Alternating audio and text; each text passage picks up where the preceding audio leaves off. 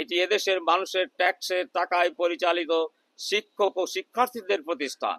শিক্ষার্থী, শিক্ষক ও সকল স্টেক হোল্ডারদের দায়িত্ব হলো নির্বাচনের জন্য গঠিত নির্বাচন কমিশনে 10 জন সদস্যের মধ্যে 8 জনই সাদা দল ও 2 জন পিঙ্ক দল থেকে প্রতিনিধিত্ব করছেন। নির্বাচন প্রক্রিয়ায় অংশ নেওয়া রিটার্নিং অফিসার, পোলিং অফিসারদের অধিকাংশ সাদা দলের সক্রিয় সদস্য হিসাবে পরিচিত। আমরা প্রশ্ন রাখতে চাই, নির্বাচন পরিচালনার অধিকাংশ দায়িত্ব যখন সাদা দলের শিক্ষকগণের হাতে ছিল, তখন নিজেদের বিবৃতিতে দাবি করা নির্বাচনে জালিয়াতি ও অনিয়ম প্রসঙ্গটি এটি দ্বিচারিতা ও দ্বিমুখী আচরণের পর্যায়ে পড়েছে। এতে করে বিবৃতি দানকারী শিক্ষকগণের নৈতিক অবস্থান নিয়ে প্রশ্ন উঠতে পারে। উল্লেখ্য, ইউটিউলের পক্ষ থেকে আমরা পর্যবেক্ষণ করেছি যে রাষ্ট্র নির্বাচনের দিন ভোট গ্রহণ শুরুর পূর্বে মিডিয়া, গণমাধ্যম কর্মী, পর্যবেক্ষক, পোলিং অফিসার, বিএনসিসি বিবিধ ব্যক্তিবর্গের সামনে ব্যালট বাক্স খোলা হয়। বক্সের ভেতর সবাইকে দেখিয়ে ভেতরে অতিরিক্ত ব্যালট নেই সেটি নিশ্চিত করে তারপর তা সিলগালা করা হয়।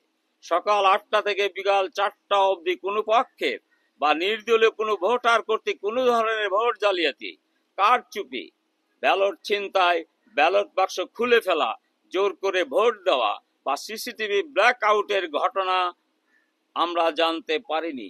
ভোট গণনার পুরো সময়টা সিসিটিভি ফুটেজ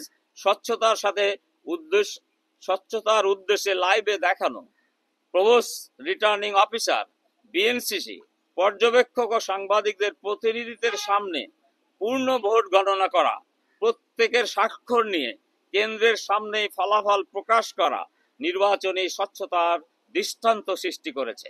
অথচ সাদা দল অনিয়মের অভিযোগ বিষয়ে বিবৃতি দিয়েছে, যা ঢাকা বিশ্ববিদ্যালয়ের শিক্ষক, শিক্ষার্থী সহ সারা দেশবাসীকে মর্মাহত করেছে। তৃতীয়ত, গণতন্ত্রে জয় পরাজয় স্বাভাবিক।